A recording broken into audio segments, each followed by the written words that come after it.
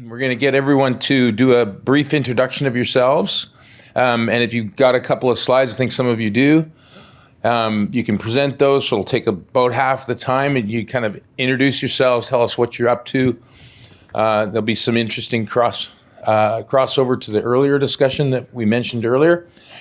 And then we got a series of questions. And I don't remember which questions you picked. So I'm just going to ask the questions, and you're going to grab whoever that was your favorite question. You can start, all right? So I'm going to just kick it off. We'll start actually just do the intros, and then we'll get into the individual presentations, okay? Just so we know who everybody is. So starting with you, David, on the far side there. Go for it. Hi, David. There we go. That's better, right? David Stevenson. I'm the president of Finite Carbon. Finite Carbon is a forest carbon offset developer. We are the largest developer of nature-based solutions globally, having sold over 100 million tons to date, primarily working in California compliance markets, and in the last 5-6 years, converting more to the voluntary markets in North America. Right, and Logan. Yeah, good morning, everyone. Logan Downing, managing partner of Stephen Avenue Marketing and Terraforma. So we're one of the largest active parties selling and buying carbon credits across Canada in Canadian fuel regulations, Alberta tier, BC OBPS, which is closed up last week, kind of across Canada. So we have a very good viewpoint into what's happening from a financial perspective that drives a lot of the project development that David does. And we also originate projects just out of necessity. We need supply in BC. Thanks. Great. And Jeffrey. Good morning, everyone. First, I want to thank FNCI for hosting this event. I'm sitting with two great organizations. My name is Jeffrey Brown. I'm from Madison, Wisconsin, a little place called the United States. If anybody has any real estate they're willing to sell a potential expat, please let me know. My organization is called Nature Focus. We work in 6 countries around the planet, supporting particularly indigenous-led conservation strategies and a wide variety of forestry management, wildfire mitigation. Also focus on things like soil regeneration, carbon intensity scoring for producers. I'm coming in from the unceded territory of the Ho-Chunk Nation, and really privileged and honored to be here today. We have a program in Canada that's been a program that's been accelerating its development over the last 24 months called the First 30 by 30, which put First Nations in the lead of Canada achieving its 30% lands and water goal by 2030. Creating an incubator for First Nation communities to pull in the right resources to understand what are the pathways for them in regards to things like BC compliance or other voluntary markets. So thanks for having me. Great, thank you. And Maral online. Yeah, thanks, Alex. And hi, everyone. My name is Maral Sotoudehnia. I'm acting executive director of the Clean Growth Branch in the Climate Action Secretariat, which is part of the Ministry of Energy and Climate Solutions. It's part of the province of British Columbia. So sorry, that's a bit of a mouthful, but I wanted to say thank you to Alex and Chanda and Derek and all the organizers and to FNCI for hosting this and having me. I'm sorry I couldn't be there in person. I'm calling in from the Kwangin territory today, otherwise known as Saanich, and Wasanich territory as well. Just kind of as a brief overview of why I'm here and what I do is, I oversee the province's offset program, as well as the output-based pricing system for large emitters that was just referred to, and it did indeed close up last week, as well as a number of other kind of industrial mitigation policies and programs at the province of British Columbia. So, very excited to be here and have I think, a hearty conversation, and thanks for your time and attention today. And Keith. Sure, Keith Driver. I'm based out in Calgary, Alberta. Had been involved in setting up some of the BC offset system years ago and the Alberta offset system years ago. Right now, part of my focus is on, and I'll be speaking to a project type called the terrestrial storage of biomass, which is a way of managing carbon stocks and creating value for sequestration of carbon within the lands and upon which that biomass has grown. And so it's an interesting way of mitigating wildfire risk, managing surplus biomass stocks and otherwise, and I'll get to that in a minute. My particular interest in here is in understanding where and how this can fit as a funding mechanism of bringing carbon finance into broader ecosystem restoration programs within the managed lands of British Columbia. Yeah, well, there's a lot of people asking that question, Keith, and we're looking forward to the answer. Okay, David, you want to start with a little more depth on what you've been up to, and we'll just go through the list again, and then we'll get into the questions. Go ahead. Okay. We're going to get the slides up. I can see them, which is great, but Just give her a minute. yeah. Okay, I got the 1 minute sign. Just a little bit of background about the company, a little bit more. I talked about being a global leader. We used to be owned by BP, recently purchased by Boreal Carbon Corporation, a company based out of Toronto. That's led by Rick Doman, which is a name and many people know here in BC. We're primarily Canadian and U.S. based, and we have about half of our projects are Indigenous based. We've raised about $700 million to Indigenous communities over the years, so that's a big important piece for us. We're a member of the CCIB, and we are PAIR certified under the CCIB's program. But I was asked to talk about markets and where I see markets in Canada. So I'm going to kind of this is very short. I've only got 5 slides. So I'm going to talk about regulated emissions. And one of the fun things that I have every year is around April, the federal government releases their greenhouse gas reporting program numbers. And I get to nerd out in my basement in Edmonton and dive through those numbers and see what companies are emitting and where. And so if you do that, you get a rough cut of what the emissions are by regulated entities in Canada. So don't stress on the numbers. Because they're probably not quite accurate. I'm not sure exactly who's in the program and who's not in the program. But if you strain the data for a 50,000 ton threshold, these are the numbers you get out of the GHGRP reporting. What's important is the scale. And so what you see here is a scale of emissions in Canada from Alberta, Ontario, Saskatchewan, and Quebec. And these emissions are then regulated under these OBPS programs or cap and trade across the country. So, lots of emissions. You'd think, great, you got a significant, robust offset market in Canada, right? Well, not really. If we go to the next slide, there we are. Nope, that's not advancing slide. That is. Okay. What matters is what price you're getting for those tons. And the price in Canada is all over the map. You can see the price in Alberta, and this is a couple of weeks ago. Logan probably has way better data than I do. A couple of weeks ago it was $18. You can see in BC it's roughly 65, but in Ontario, where they don't buy offsets, you have emission performance credits. They sell for 72. Saskatchewan, 0. They don't sell credits at all. In Nova Scotia, Newfoundland, New Brunswick, they don't even accept credits into the program, even though that's possible. And then in the Canadian market, it's being suppressed at around $37. So you've got this range of pricing between 18 and 0 and 65. And so there's a disconnect between pricing across the country. And that makes it very difficult for a developer if you're going to try and develop a project, where's the price going to be next year is a really tough question. Now, the MOU that was mentioned earlier, talks about how Canada and the recent budget talked about how the benchmark is going to be strengthened and the carbon price is going to be set. That's something that's critical, that the carbon price in Canada be set past 2030, because a 5-year time horizon is just not enough to put together a financing packages and development of a project. You really need 10 years minimum. So a more consistent pricing would mean a better market, right? Well, again, not quite. So you have to look at what the actual offset demand is in any given province. And so these numbers are based on reported numbers, except for BC. And I'll get to that one before Maral jumps down my throat because it's wrong. What it looks like is what can you actually sell in any given province? So the headline credits there from Alberta, that was what was used in tier in 2023. Quebec has a small amount that was used in their cap and trade program.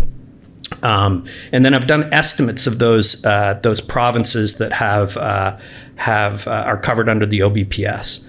But you can see that really the game is Alberta. And in Alberta, what you have is you have excess supply, and that's what's driving down credit price. But BC's got an interesting piece there. You can see sort of 500,000 tons reported here. That's not really what the offset demand is. The offset demand is probably around 1.5, 2. Maral probably knows that number better than me, but it's being filled right now by one developer. 1.2 to 1.3 million tons of demand is being filled by Great Bear, which is great for Great Bear, but it's very difficult for any other developer to make a case to use the BC offset credit because there just isn't enough demand. A typical IFM project that we deliver, one project, a small one, probably the smallest project you'd want to do, is going to give you 150 to 200,000 tons a year. So that would soak up, all of the remaining demand at $65. So, what are these solutions, right? How do you navigate this compliance market in Canada? It's very difficult. But there are a couple of things that are coming on the horizon that is going to be good.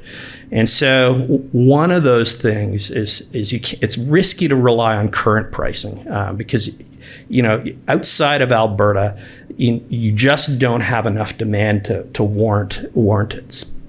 What seems to be coming is this conversion of offset programs across Canada, and that would help because then you could sell from one province to another. That happens a little bit right now. Credits can be sold from BC into the Canadian compliance market and also from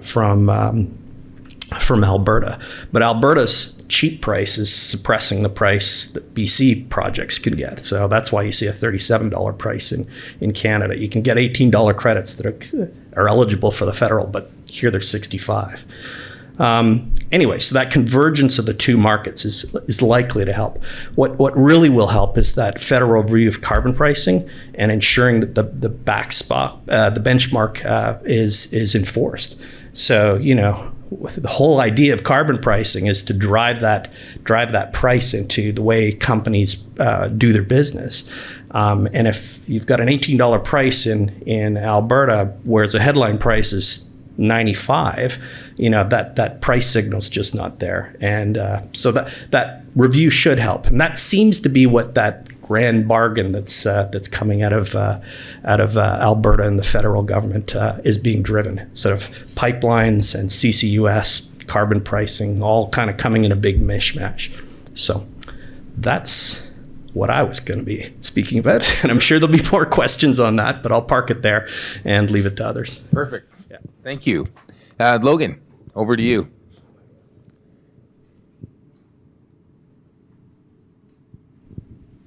All right. Fantastic.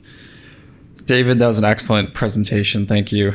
I was going to talk about some development, and I will, but I think we could have a pretty lively debate about some of the markets as well, with the different panelists that we have on staff here today. So to David's point, like the Alberta tier market is de facto the largest carbon market in Canada by orders of magnitude.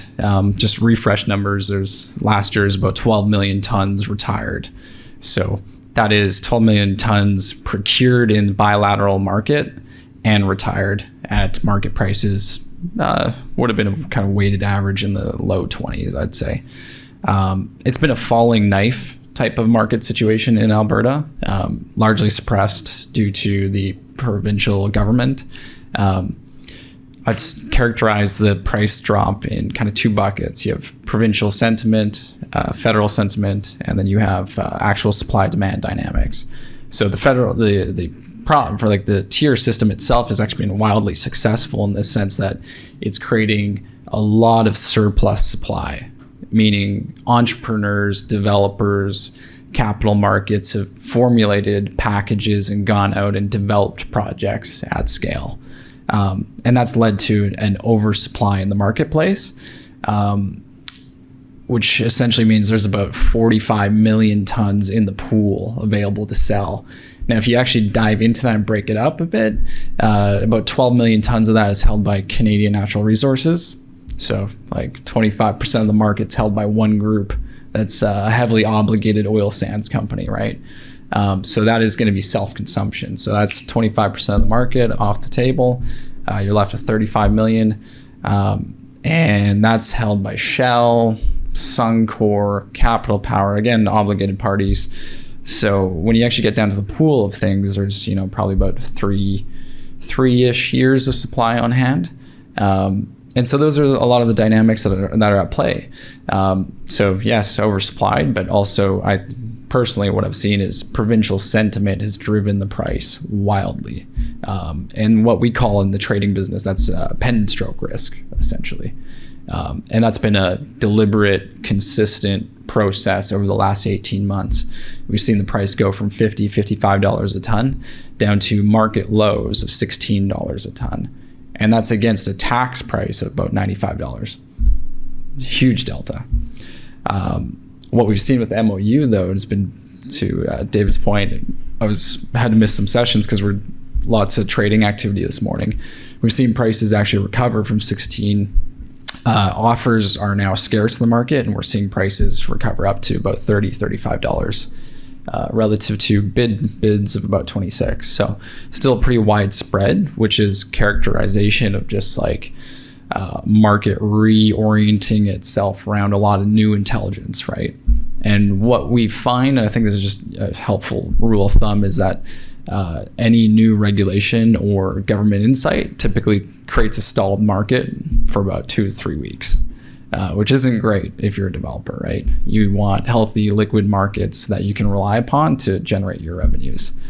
So yeah, I'm happy to talk more about the markets in the Q&A. For us, we have a bit of a counter thesis to others.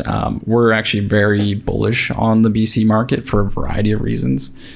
We think that the characterization of the province and the regulations and its relationships with the land owners and rights holders is quite a lot different than many other provinces.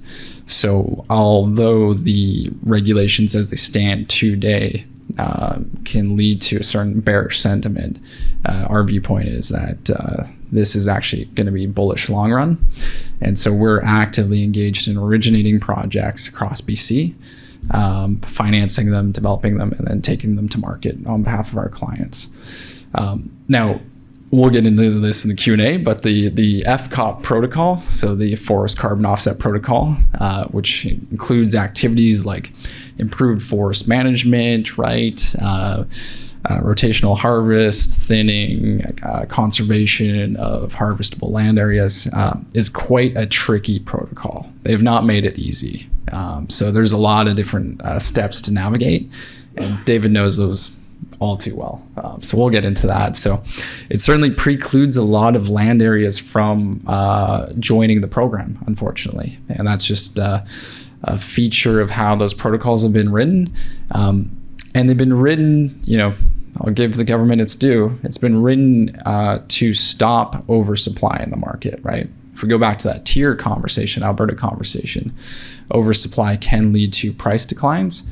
And the provinces are extremely concerned with maintaining their jurisdiction over their provincial systems, because under the Greenhouse Gas Pollution Pricing Act that was Supreme Court tested, if they fall out of sync of the federal carbon tax, the feds can step in and implement their system over your provincial system. They have that right. So again, that's why you'll see a lot of caution for new markets that get formed. And BC is a new market. We went through the very first market cycle this year, which is a pretty exciting experience to see a new market form like this. Just some stats for everyone. It was about like 1.3 million tons of demand roughly. I'd say yes, there's one large project that supplied, I'd say about 40% of that. The rest came from facility level reductions. And then a large portion of that demand just wasn't filled. Because it's new, there's a lot of obligated parties that just don't know that they could engage with the bilateral market. And that's like a really interesting point. They left about $15 to $20 a ton on the table at savings. So that can be quite material for your operations. So good component of this is always like you got the policy, you got the on the boots marketing, and then you have the project development, and then there's a layer of education, which Alex and FNCI do a fantastic job of. My kind of offer for the group here is that we're open to conducting forest inventory studies on different traditional territories, and we can quickly assess if there's an opportunity for a project. So happy to do that. Produces a lot of cool maps. It's a pretty interesting technology that we've developed. But again, that's to fill our own book. We have clients looking for supply, so we're actively engaged in finding good partner nations to develop these projects when and where it makes sense. So thanks for your time, and please looking forward to the Q&A. Yeah. Okay, great. Thank you. And over to you, Jeffrey. All right. Great job. Which button do we press here? Okay. So a little bit of history. I worked for about 10 years on cross-border infrastructure projects. I had the honor and pleasure of working with a First Nation Saskatchewan-based potash project, which really opened my eyes to two things. Number one, Canada's role in resource development for the world, as potash is a critical, let's say, mineral, particularly if 46% of the world's potash sits in Saskatchewan and over 46% sits in Russia, Belarus, creates for some interesting geopolitical alliances. In addition to that, I was lucky enough to be supporting First Nations leadership on a project. And it was eye-opening because it became this understanding that in Canada, a period of reconciliation was presenting an opportunity for First Nation communities, nations to lead in regards to their resource, their development, and more importantly, their say in the global marketplace. So after some success in supporting other nations in regards to clean energy projects and other forestry activities, it was a goal of mine to say, well, Canada has, as the second largest country on the planet, and the second pair of lungs in the boreal forest, has an amazing opportunity to have First Nation communities lead on a global stage in regards to this climate solution that we need in regards to combating climate change.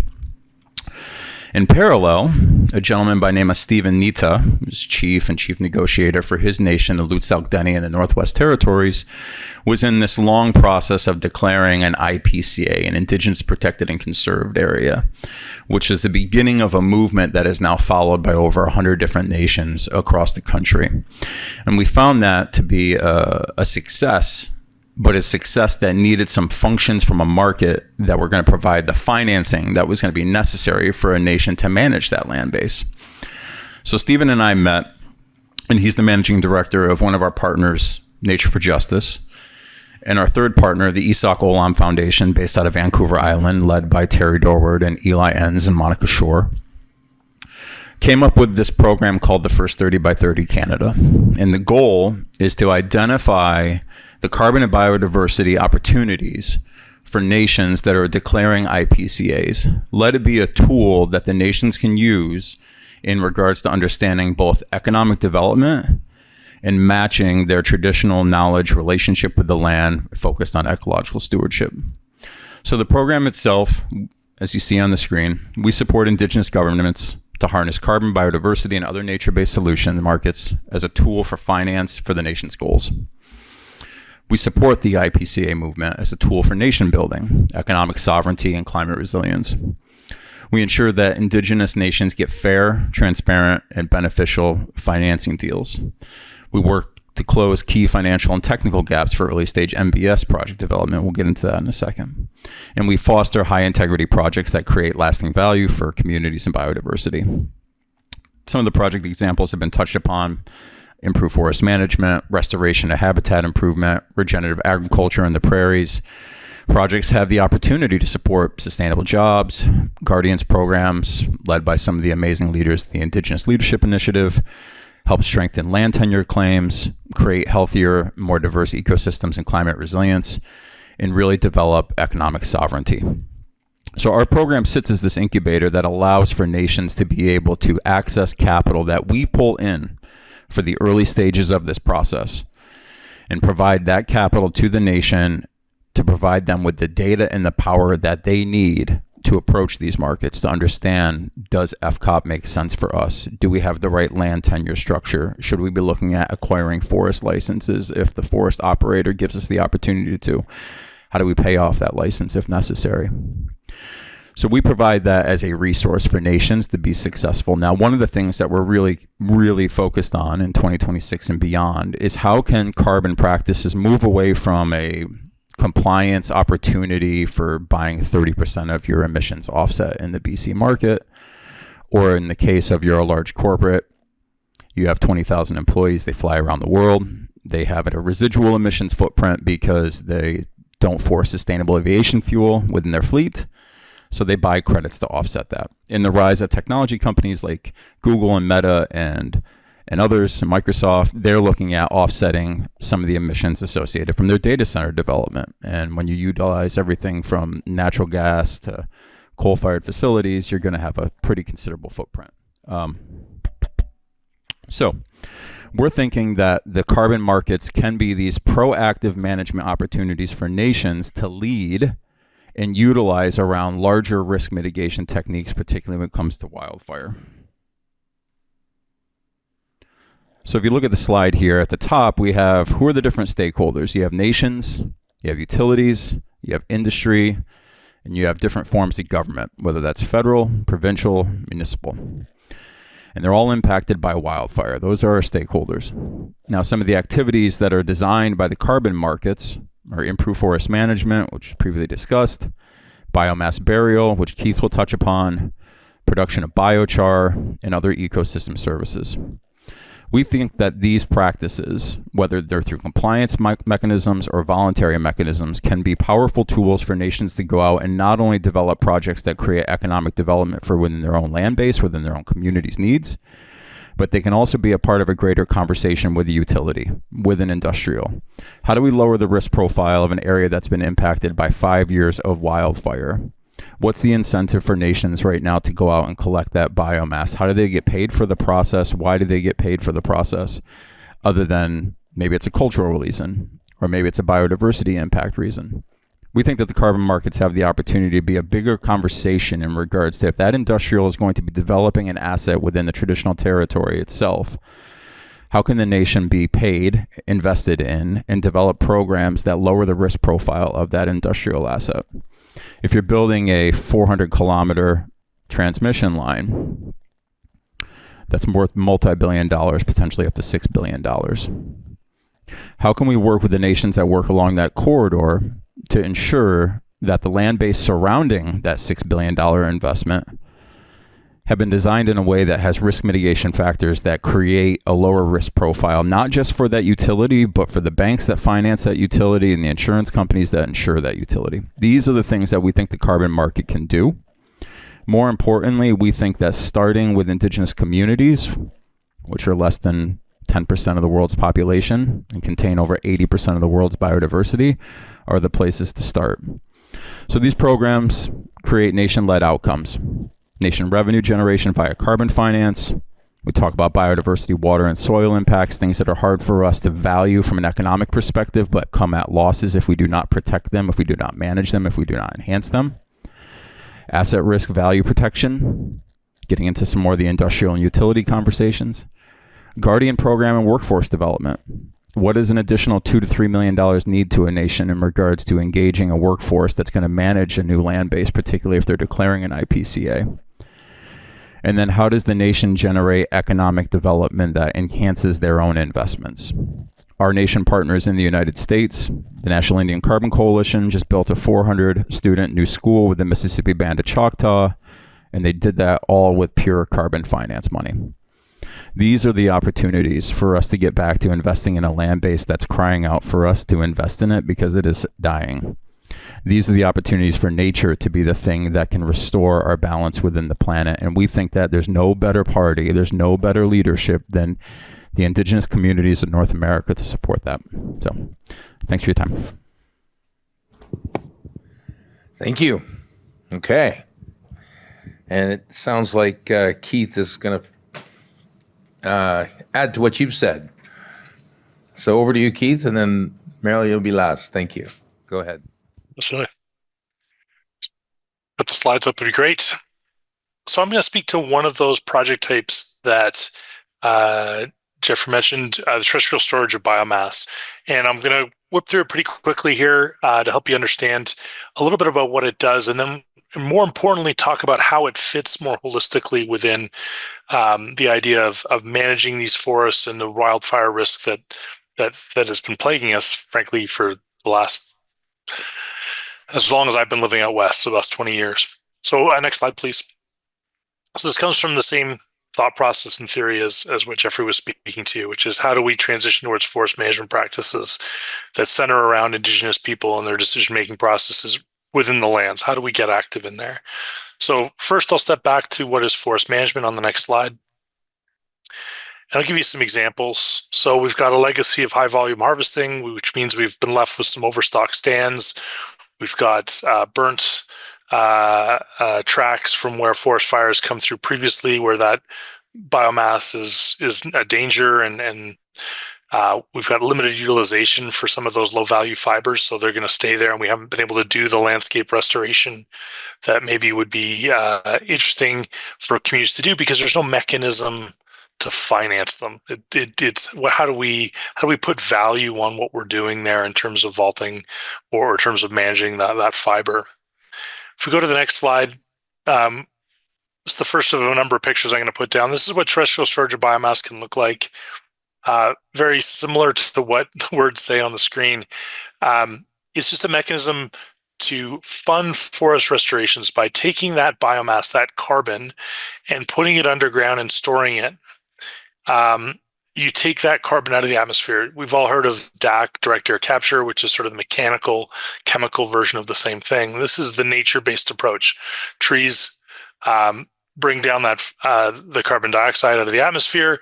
We then take those trees, the ones we can't use for higher value or other purposes, and we take that carbon and we vault it underground. So that's what that next slide will tell you, or we'll illustrate, is the woody biomass would otherwise burn, would otherwise decompose naturally, and that CO2 is lost to the atmosphere.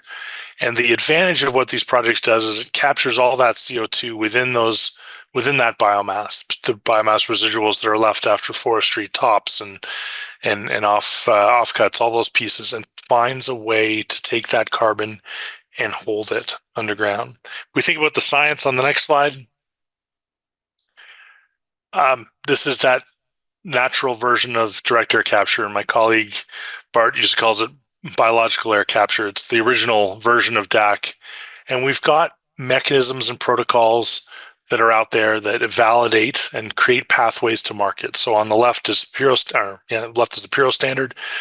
This is a voluntary standard. Biochar, a lot of biochar projects are under this. It's owned by the NASDAQ. In this market, we're looking at prices in the range of $130 to $200 US per ton of carbon stored. And roughly translate, that's over $100 a ton for the biomass, for handling of the biomass, if we want to think of it that way.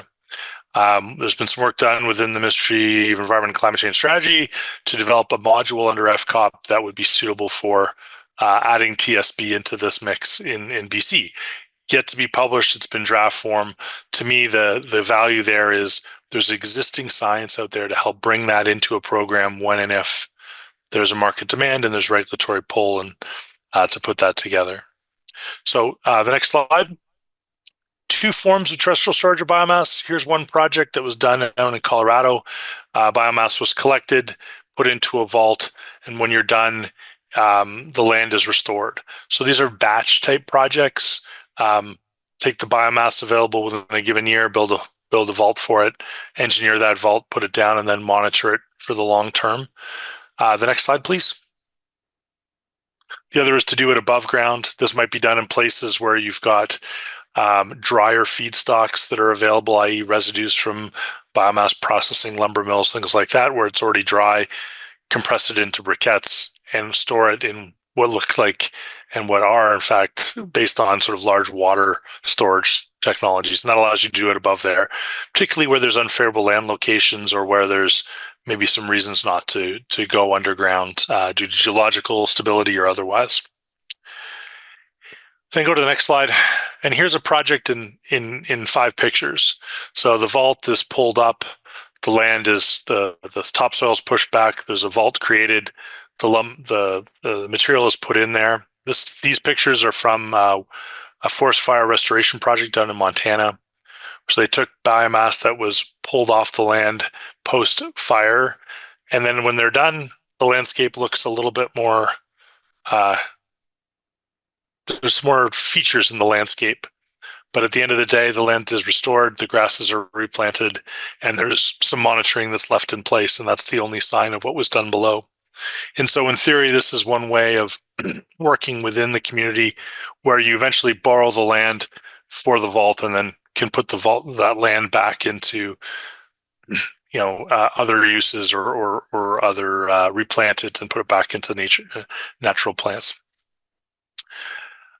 The co-benefits are where I want to focus. So we have this opportunity to remove carbon and create sort of carbon sequestration over a long time frame, and that's what pays for the thing. But we can then do things like reducing smoke and air pollution. So in the Black Hills in the Dakotas, the issue is they can't burn the tops piles anymore. So they're just sitting there on the landscape and basically create a forest fire hazard because the air pollution requirements, the particulate matter, they can't have those in place. Opportunity for real sort of economic development because every year there's a forest management activity that's funded that allows for the trimming or creating setbacks or otherwise that allows then some funding for those projects, that wildfire risk management activities to take place. And then there's some opportunities for post-disease and post-fire salvage. So where we need to go into landscapes and do restoration, here's one way of providing value other than just collecting all that biomass and trying to combust it again. So fairly simple projects, obviously lots of engineering to make sure that those vaults are secure and that the conservation is over the long term. But it's a way of taking that biomass that needs to be pulled out of some of these forests to create buffer zones and otherwise, and putting a value to that management practice through carbon finance. Well, thanks for your time and attention. Thanks very much, Keith. And I'm still surprised by this and looking forward to the discussion. Over to you, Maral. Thanks very much. Thanks, Alex. And thanks everyone who's preceded me for setting the stage. I always try to maybe riff off of what panelists say, so that it's not just kind of, a silo information that's coming from a bureaucrat. I try to kind of push the boundaries of the stereotype here, but, maybe kind of to set the stage here. So I always kind of think about, the panel in question. And I think it's always important to kind of know our history and trace the genealogy of thought back to kind of what the concept is that we're talking about. And so in this case, I think it's important for me to first in place kind of my positionality here. So, I work for the province as the regulator for not only our BC offsets program, which I can talk about obviously, but also our industrial carbon pricing system. And so both of these things have been alluded to in different ways by my peers today.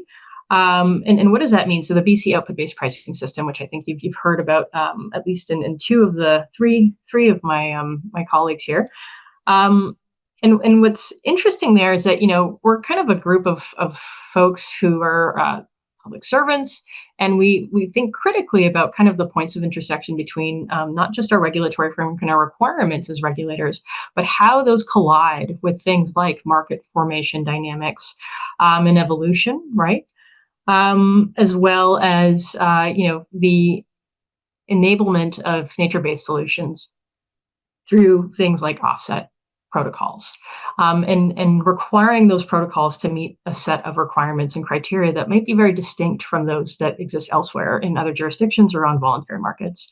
And so I think kind of that context is really important, because it really it requires us to think critically about how we have to assess the viability of a particular mitigation mechanism and how that lines up with essentially kind of our own remit as the regulator and as kind of an extension of government, but also thinking critically about kind of what exactly is the intent here? How do we kind of enable these types of solutions, nature-based solutions, to help us essentially kind of meet the moment and mitigate and indeed prevent the intensification of anthropogenic climate change impacts, right?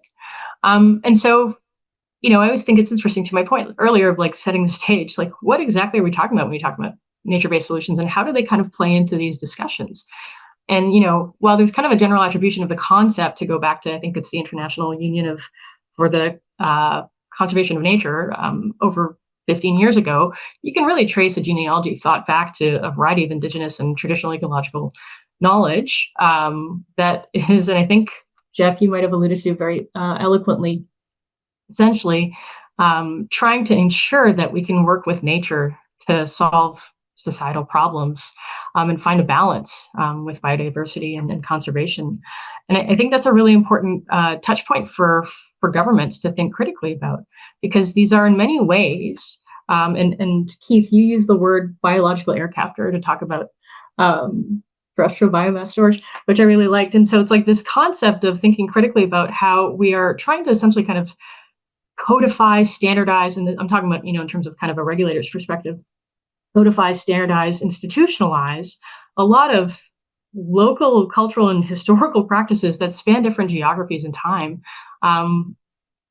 longer than, I've existed for sure, and even centuries for that matter. And I think that's a really important piece, because that's where the rub hits. And so, as I kind of set this out, I want to also kind of think about a state of play in British Columbia, because for us, it's this real challenge day to day as we think critically about these practices, this Indigenous knowledge in many cases that is coming up and being codified and kind of having to meet a set of standards and criteria that may fit nicely or not, depending on the protocol in question, for example. And to think critically about how a lot of the challenges we're into are going to be about how do we kind of ensure that we can attest to different interests across different participating parties? How do we think critically about the scalability of some of these solutions? What information do we need, and what information do we want, and what's available? The complexity of some of these solutions, the feasibility, the practicability. How do you standardize methods for calculating these types of removals? And what are the institutional barriers that essentially kind of fragment responsibilities, or kind of the inflexibility of funding? What are the financials? And so I think you've heard from essentially kind of each of those segments prior to me. And I think those are kind of really core questions that organize our day-to-day work. And so what does that mean for BC today? Where are we at? And in brief, and I should apologize, I don't have any slides. I thought I'd probably kind of mess up uploading them, to be honest with you. I'm not the most tech savvy, but in brief, it's a great contrast, Maral. It's a great contrast. I'm trying to be iconic. There you go. Thanks, Alex. I'll pivot. But in brief, what I really kind of want to convey is kind of setting the stage of like kind of how we think about these problems, how do we encounter them, and how are we listening? And so, where's BC at today?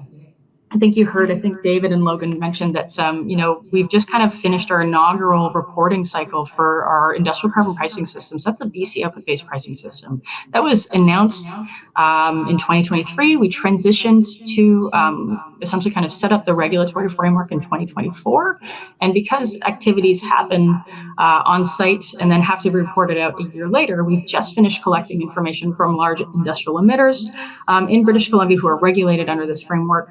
And had to essentially comply with that same framework by November 30th of this year for the first year. And so we're really in kind of a fledgling state, I would say, on that side. And so you heard some initial statistics, you've heard some kind of spot prices and all that. And I'm happy to talk about that. But where we're at is kind of just really kind of setting this up and implementing it. And now we're in essentially kind of forensic mode, I would say. We're starting to kind of dig into what does it mean? What did we learn? What are the pinch points? What worked? What gaps exist? And so I think, we've really kind of tried to take a very operationally challenging approach, but I think an important one, which is predicated on continuous improvement. And so with that in mind, as we move ahead in the next few months, we're going to start essentially kind of thinking about, okay, how do we kind of seek feedback on this? So we're going to undertake an annual review of the program in 2026. We're going to essentially kind of ask questions and say, what about X and Y and Z and what worked and what didn't? So that's kind of that piece. And then in terms of the offset piece, and these two pieces really connect with nature-based solutions quite deeply because they're essentially kind of mechanisms that enable the financialization of those mitigation measures in many ways. And so our offsets program is really interesting because as you well know probably, and if you don't, I'll tell you, we have different segments to that market. So it's not just our output-based pricing system, not just our kind of compliance market that is active. And so we have demand there. Of course, we also have a pretty active, a lot of our offsets are actively kind of traded on voluntary markets as well, even though they kind of meet a regulatory threshold. And we also have another market that's a bit, I think, distinct, which is that we have legislation that requires the province's public sector organizations to meet essentially carbon neutrality goals every year through offsets. And so we have these different segments, and some of our forest carbon offset protocol is actually accepted in the federal OBPS as well. So we have kind of in a lot of fledgling market segments and ones that have been longer standing. And so we're trying to think critically again about kind of what does that market formation look like on an ongoing basis? How do we kind of adapt and renew and ensure that there is kind of durability, predictability where we can build it in, stability, hopefully, and obviously, a robust functioning market. So that's really kind of the state of play. And I'm mindful that I've spoken quite a bit and I don't have slides to keep you visually entertained.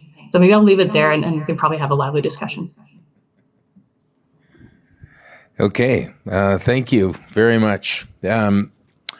I'm going to ask a question that's not on the list to start.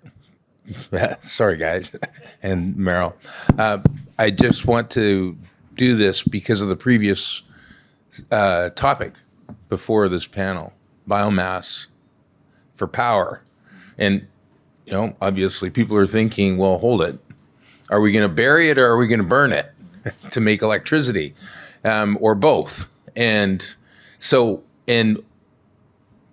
the point that was made about, well, managing the biomass with the potential risk of fire and the significant contributions that fires make to GHGs. How does that tell me about the interface there when you think about managing biomass, which some of you are really actively doing? Tell me how does it relate to energy?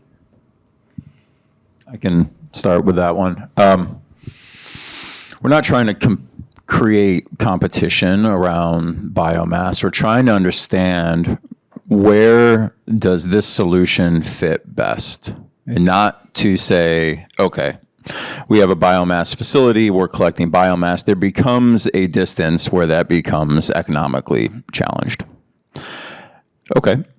In some of the cases that we work, with one of the nations, they have 1 million hectares of traditional territory. Another one's 2 million hectares of traditional territory.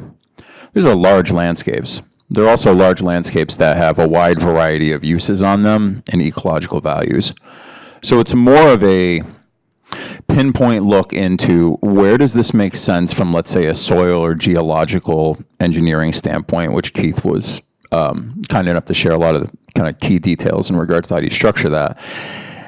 And then start looking at the surrounding territories of where we can be effective in regards to making the economics work. There's certain prices that these credits will sell for. And there's certain costs, and costs always go up. So it's really about identifying where the current uses are, and then looking at the surrounding areas to say, where does this make sense so we can have multi-uses of biomass, looking at this in a holistic way and not in a competition way.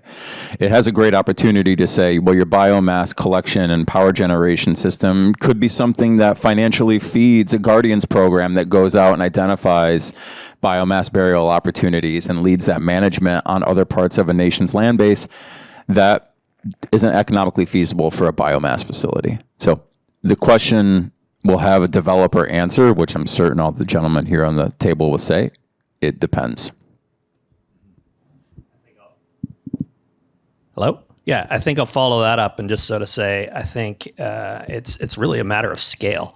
To answer your question is I think you do everything. We're one of the largest developers of nature-based offsets in the IFM space anywhere, and we have just shy of 2 million hectares under management. It's taken us 15 years to do that.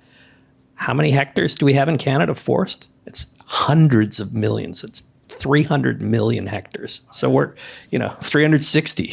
Whatever. I can't remember the number. I always get it confused between the managed forest and the total forest area. Anyway, point being is that, even in my wildest dreams, we couldn't possibly develop to cover the whole landscape. So I think ultimately you're doing everything. There's room for everyone. Yeah, and I mean, just taking a step back on this question just slightly is when we first got into this, I'm more of an economist trader, so I really look at things in terms of economic efficiency and in our outcomes that we're trying to achieve. So when we studied Alberta context, roughly speaking, the whole province emits around 255 million tons per annum. That includes households, industry, right, so on and so forth, retail. On the industrial footprint, it's about 156 million tons. For the year 2023, our climate scientists calculated that the forest fire burn that occurred in the province at that time was right around 330 million tons released CO2e. So this is absolutely a problem that needs to be solved. And when I say solve, it's really the level 4 fires that we're talking about, right? There's always a gradient on this to be managed. So yeah, to the question, I mean, that is the scale of problem. We spend billions and billions of dollars trying to solve for industrial efficiency when the scale of the fire problem is double, right? So, yeah, I'd say like it's a tricky one to solve for though. So I'd kind of almost pass the torch over to the regulator and say, okay, what types of protocols can we put into a market to also help this management, because we need financing. So I can sell projects, but I need a protocol. Who needs a moderator? Go ahead, Maral. Yeah, no, thanks for throwing it my way, Logan. I appreciate that. I mean, I would agree that like it is the scale of the problem is so significant and large. And that, frankly, like I think, we have to, like many climate change mitigations, we have to think critically about a variety of decarbonization pathways. And I think one of the big kind of pinch points will always be economics, right? I mean, I think a few folks have said that. And to your question around kind of, what protocols are there and how do you kind of enable that? How do you create those pathways by providing kind of essentially a multiplicity of different kind of mitigation levers, specifically kind of in the offset space? It's something that we've been really kind of thinking critically about. And, our team is much smarter than I am, for sure. And so, just as kind of maybe a bit of an anecdote to kind of embody this reality, I've been at the province for just about 8 years. And when I started, I actually started on our offsets team. And my first task was to get are then fuel switching protocol, offset protocol over the figurative line. That was like day one. Now that protocol has been pulled down and is under review and something that we're looking at. But in that period of time, I've seen this program evolve significantly and to move towards a much more kind of proactive approach to protocol identification and development. And so in that, since I started, things have changed dramatically on that file. We've gone from, having to essentially kind of ideate and develop and test protocols entirely kind of in-house with kind of a pretty lean team to having an offset protocol policy that allows us to kind of at least think critically about how we might be able to adopt existing protocols. How do we ensure that those existing protocols out there that could be ingested in some way and kind of adapted to fit our regulatory scheme and meet kind of our set criteria. So that's kind of a huge, I think, piece to unlock the potential for projects, to Logan's question. The other is that, we've gone from one protocol from when I started to, I think we have 4 that are active now, with 2 being released this year. So we've got the forced carbon offset protocol, obviously, carbon capture and sequestration. We have our methane organic waste offset protocol, the fuel switch protocol, which we've pulled down to kind of review and ensure that it's still kind of meeting all of our regulatory requirements and driving the right types of reductions is something we're looking at. And then we just recently published the BC refrigeration offset protocol as well. So that's kind of, maybe that doesn't seem like a lot, but, from the day I started to now, I think I've seen an acceleration in terms of the pace of delivery, which I think is really impressive. And then we've got a few in progress. And so, Keith, I was excited by your presentation because, we are working on a terrestrial biomass carbon removal and storage protocol, which we are currently developing. So stay tuned to see some engagement on that in the future. We've been looking at wildfire mitigation. It's very exploratory and at the conceptual stage, so happy to chat. And blue carbon is something that's been exploratory and kind of quite a challenging space to look at, but one that we're kind of doing some research on. So we've got some in the hopper. So hopefully that provides you with kind of a bit of a response. Maybe it's not as satisfactory as you'd like it, but we are listening pretty actively, and we want to kind of, again, see where those opportunities exist and where we can kind of put some effort into to do some analysis and come up with potentially some protocols that are going to be high impact, high value, feasible, and provide kind of financial incentives to proponents. Sure. I'll take maybe the last kick at that, which is if we look at how you might integrate this with a biomass energy project, for that project to happen, you have to have proven that there's biomass available and that it's feasible to pull it out of the ecosystem, and that the people and the infrastructure to do that's in place, and that's where TSB can fit. You can also take the example of linear infrastructure that I think Jeffrey brought up, which is if you have the $6 billion line, you can't put one little biomass to energy plant all along the pathway of that to deal with all the biomass that goes along for every linear foot of that infrastructure. So you have to have other tools in the toolbox to be able to do that. And I think Tony Harrison's in the room, Bobby Armstrong, my partner there. They can both speak to various examples that they've looked at of like landscape restoration, where you're not going to bring in a biomass to energy plant or a biochar plant if you don't have 15 years or 20 years of biomass to plant. So if you're doing a restoration of an ecosystem, you just don't want to wait the 5 years to get that permitted and put on the grid, and then you can deal with it. You want to be able to deal with it now in the years following the fire or following this magic. So there's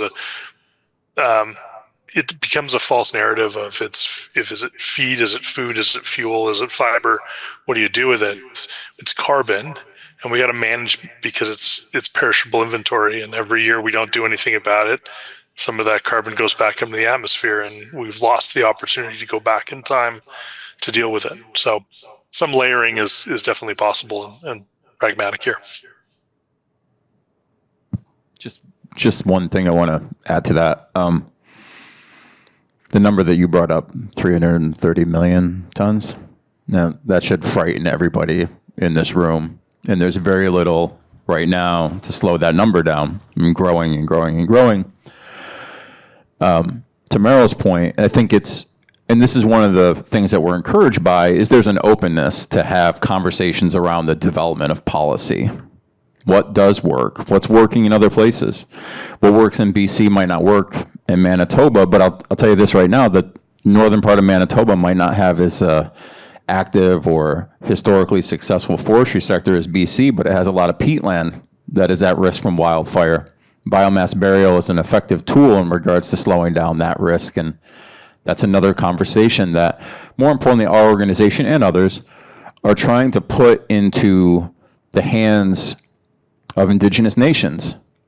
And if this aligns with their goals and their values and their relationship to the land, they can be a very strong voice at this table with policy and say, not only is this something that connects to our traditional knowledge, not only is this something that helps us protect the critical species that live within our habitat. In the case of a nation that we work with, they've been incentivized to collect biomass because it's had a negative consequence of wildfire after wildfire on their caribou population. Their caribou population has had their mitigation patterns, their herd travel patterns completely disrupted by wildfire post impacts. They have over 100 piles of biomass that sits there ready to burn for the next one, or they burn it themselves, which becomes a healthcare negative consequence for the community, which comes at a financial cost.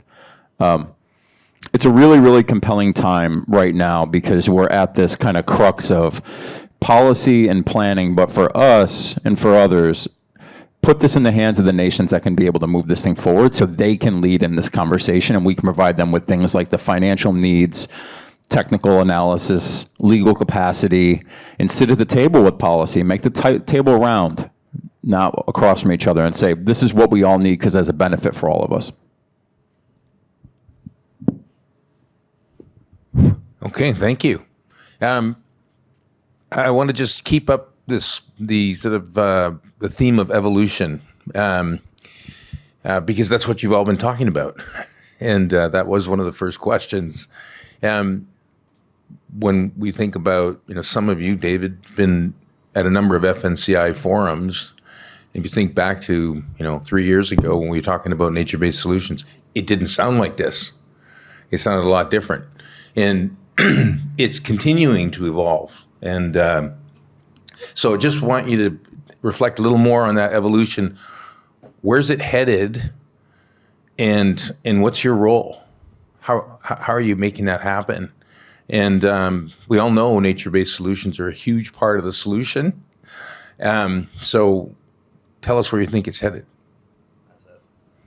That's a great question. I mean, you're absolutely right. When I first came in this room 3 years ago, it was IFM was pretty much it, right, in terms of nature-based solution. Now there's sort of a wider range of options, which is great because they're all kind of targeting a different niche and a different need in the markets, and so the compliance markets have evolved as well. So there's more options. BC now has an OBPS. That's great. Of course, for me, it's not a big enough, but it does supply needs that weren't there 3 years ago. Where we see things evolving are for our company anyway, is expanding into other areas of nature-based solutions. So we're not just focused on IFM, but I see the emergence of biodiversity crediting being a big new piece of the market. And that really hasn't been talked about at all. It's kind of a nature-based solution. There's very few projects in North America. There's a couple that I'm aware of that have developed these projects, but there are protocols now for forestry, and there are examples of projects that have been monetized. And that for us is very exciting because it's kind of adjacent to forestry. It uses the same skills that foresters have, measuring forest, measuring the animals and the biodiversity within it. And for Indigenous communities, it's really important because that's really what it's about. I mean, it's not about harvesting wood. It's about making sure that the land is what it should be. And biodiversity is critical for that. So for us, and for me personally, I think that's the next frontier. And maybe in 3 years from now, we'll be talking about how many biodiversity credits we sold instead of IFM. Okay, so been in these markets for about 4 years now with my own firm. Prior to that was in traditional commodities, diesel, gasoline, jet, commodities that have been around for around 150 years. So really what I'm starting to see is and it's taken more time than I thought it would, is an alignment of carbon with the underlying physical assets being sold. So what do I mean by that is what gets me excited is the evolution of carbon border adjustment mechanisms as a mechanism for widespread physical change. So we're starting to see is demand pull out of jurisdictions that are large exporters of natural gas to Europe. And we're seeing that these groups are starting to create their own systems for compliance. And what's exciting about that is widespread change that gets associated to the sale of a physical molecule, meaning it'll be incredibly large scale impact. I anticipate that we start to see quality differentials on the carbon intensity scores of product being sold. We do see that in the low carbon fuel space, and I think we'll start to see that in natural gas exports. So I think the opportunity for nature-based, to kind of bring it back to our conversation, is it is going to be the most economical way to green up our natural gas exports and bitumen exports and a lot of our different commodity exports. So I think it should be Canada's major lever for engaging with CBAM and other CBAM equivalent markets as they start to pop up, in my opinion.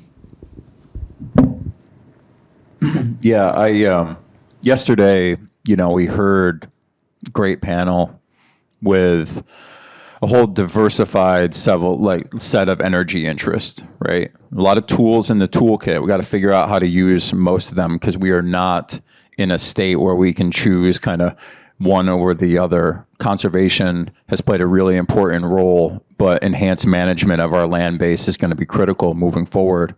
What I'm excited about is, unlike some of these energy projects, I'm going to develop this SMR project. I'm going to develop this solar project.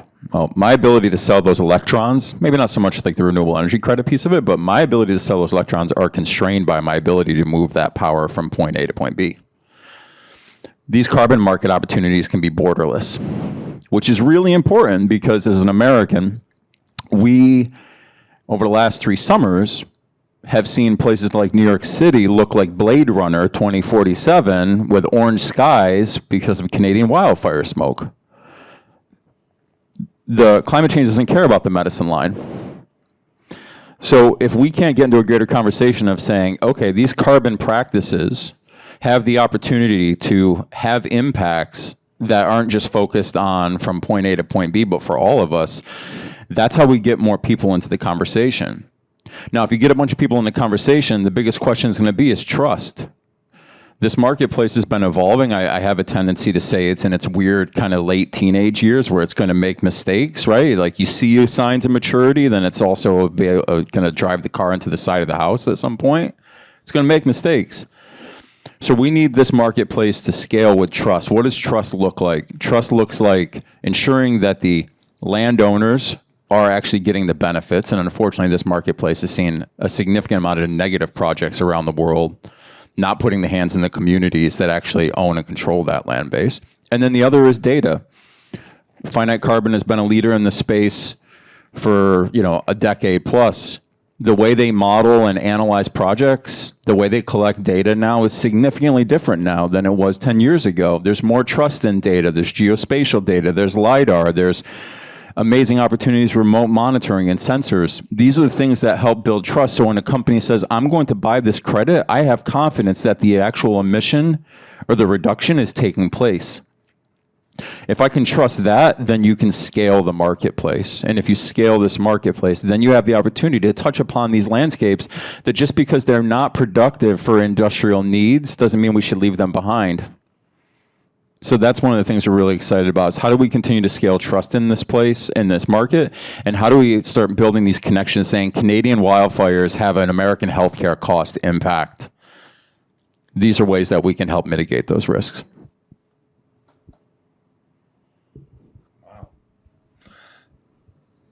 I'm Just pausing to see if either Keith or Maral want to jump in on that. Go ahead, Maral. Hop in. Yeah, hop in. Yeah. Awesome. Thanks. Yeah, just to kind of rip on some of what's been said. And Jeff, your point about kind of essentially kind of the teenage or adolescent years of the market, I think is well taken. And I would perceive kind of at least our current state in NBC as maybe being more pre-tween. And maybe I'm just projecting my own child's behavior onto that. But, trying to act like a big kid when maybe you're just still learning a lot of core skills. And so with that in mind, I think that point of kind of ensuring that we can enable and facilitate the establishment of a durable, robust market that has essentially kind of a lot of switches built in to enable that optionality for to essentially kind of ensure liquidity and transparency where we can, and to think critically about how to adapt what comes next in our market to essentially minimize volatility and risk. So that's a huge piece that we're thinking about. And in addition to that, I think to the point of kind of what's exciting is to see this actually start happening. There's been a lot, I think, of ambivalence towards some of the policies that undergird our current carbon market. And to kind of demonstrate that it is in fact a market. It is in fact a compliance grade market. It is working. It's probably got a lot of learning to do.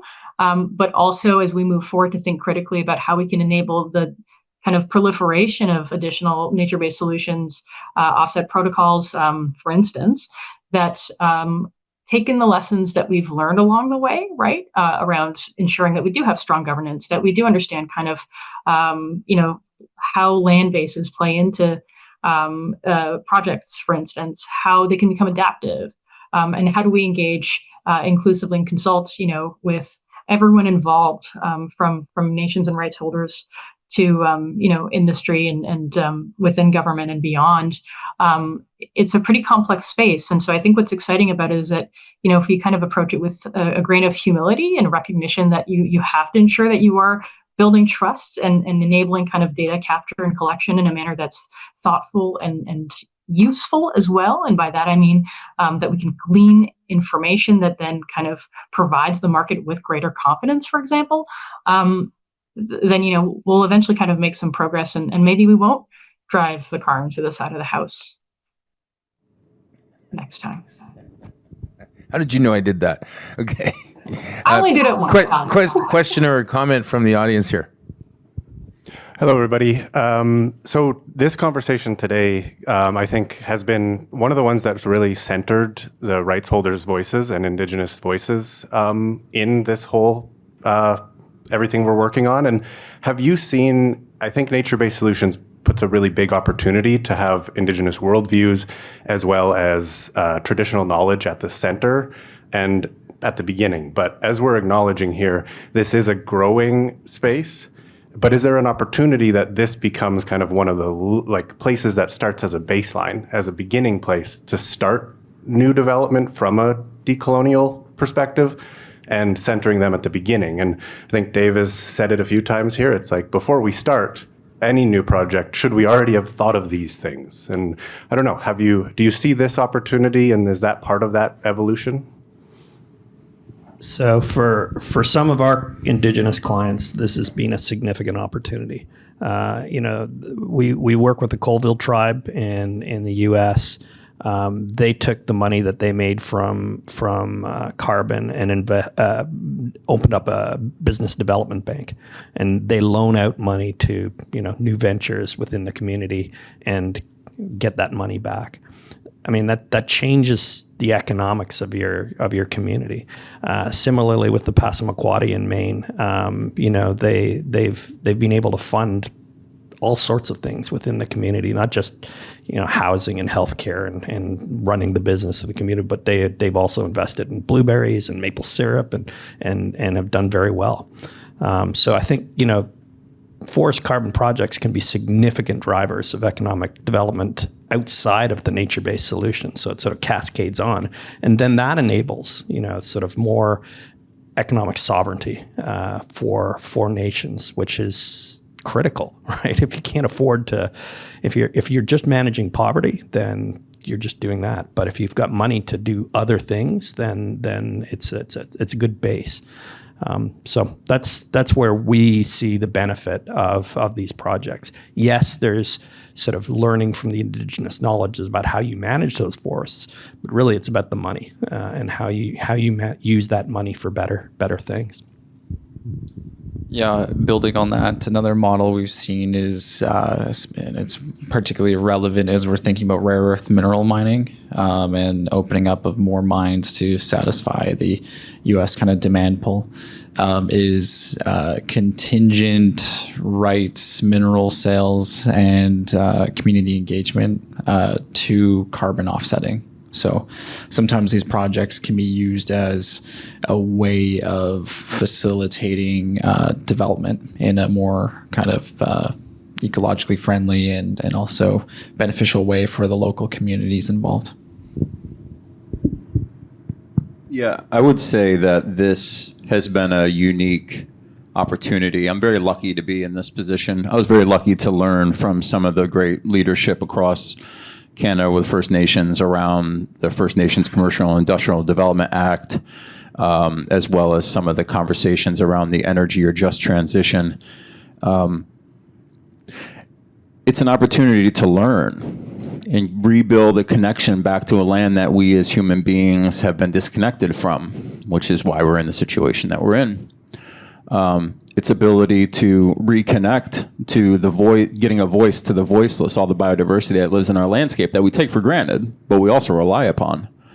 I think if we're not centering Indigenous knowledge and voices in this conversation, I think we are sledding uphill big time because we're in the situation because we've lost that knowledge.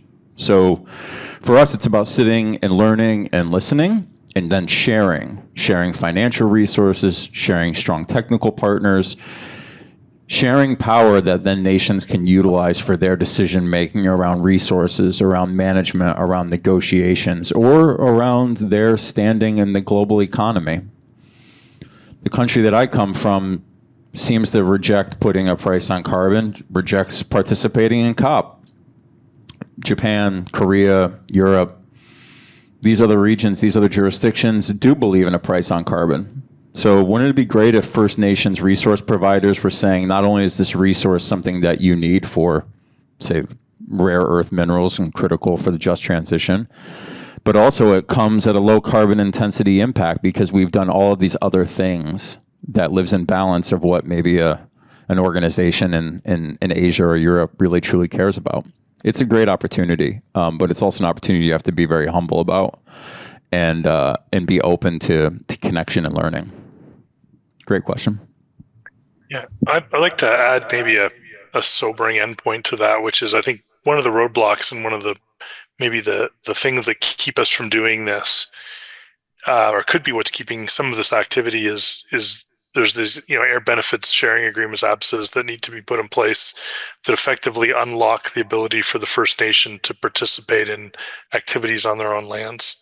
And that's me saying it from the outside, and I'm not sure on the complexities of it internally, but one of the challenges we would have of doing a TSP project on First Nations land is, well, you have to put this into an easement and you have to share there's this collaborative approach that needs to come.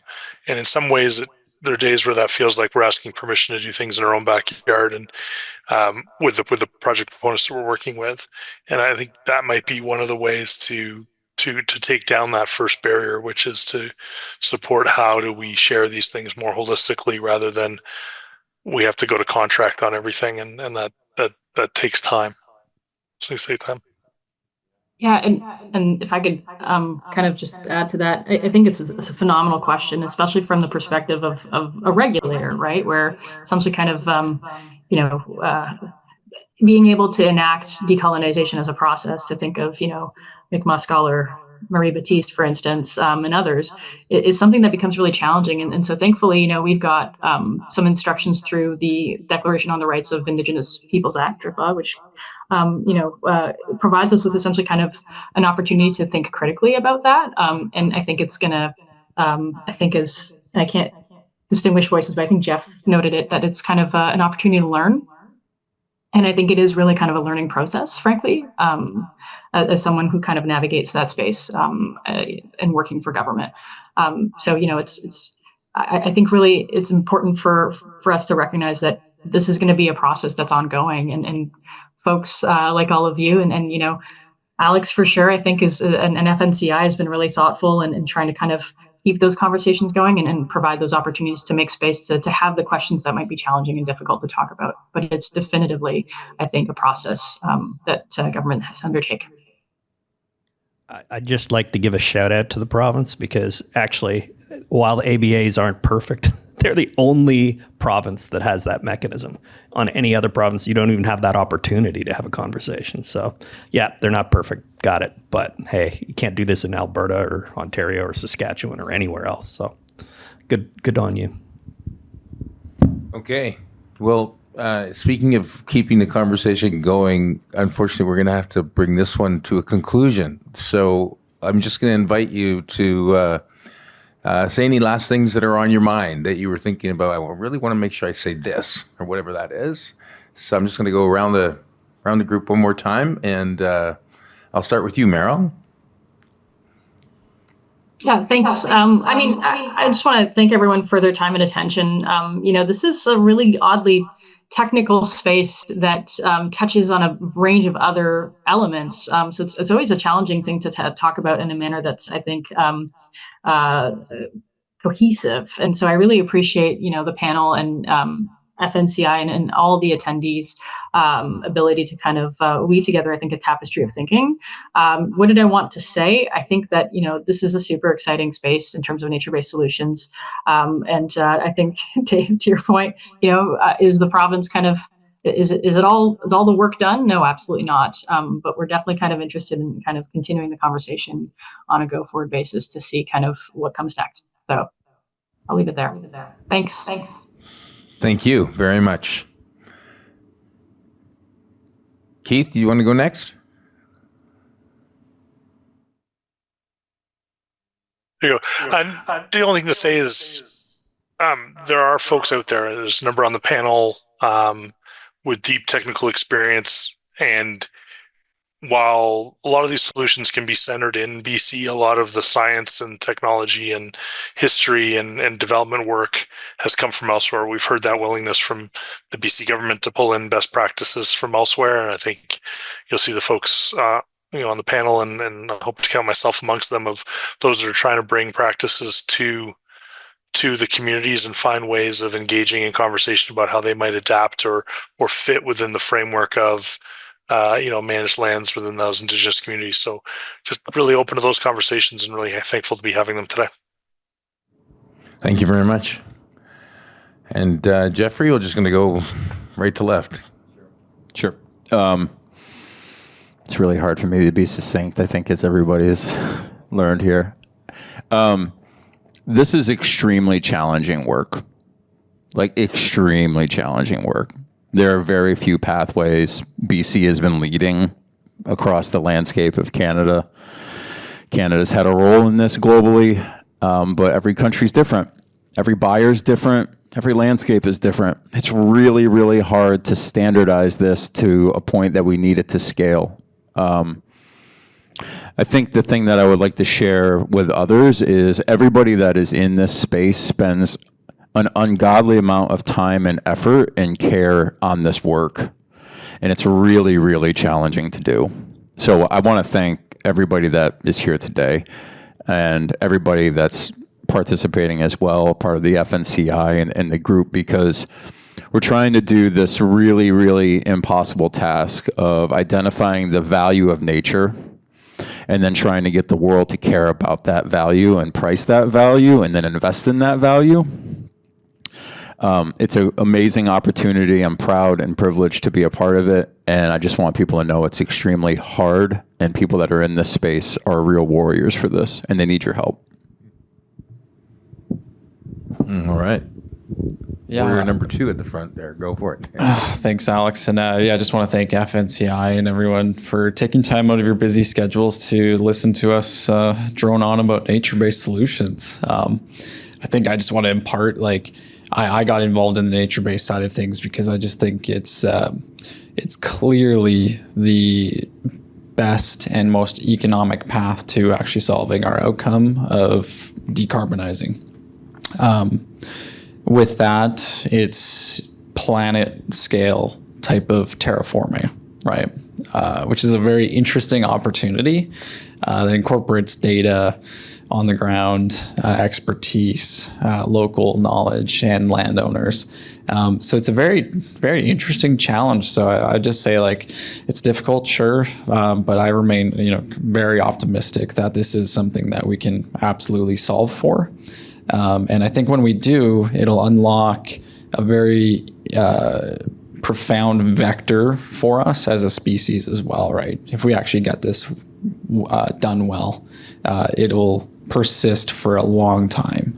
So challenging, hard, costly upfront, right? Because capitalism doesn't know how to model in externalities yet, but we're learning. And I think it will pay off for our future generations and our kids in a pretty profound way. Thanks. Yeah, it's great to be on an exciting panel like this with everything from the regulator to market folks and everything in between. I have an expression that I like to use that kind of brings it back to home. Forest carbon is nothing more than just a forest product. It's just something else that you can monetize in the forest. Now, it has all sorts of other benefits, right? But at the end of the day, it's not much different than a 2x4.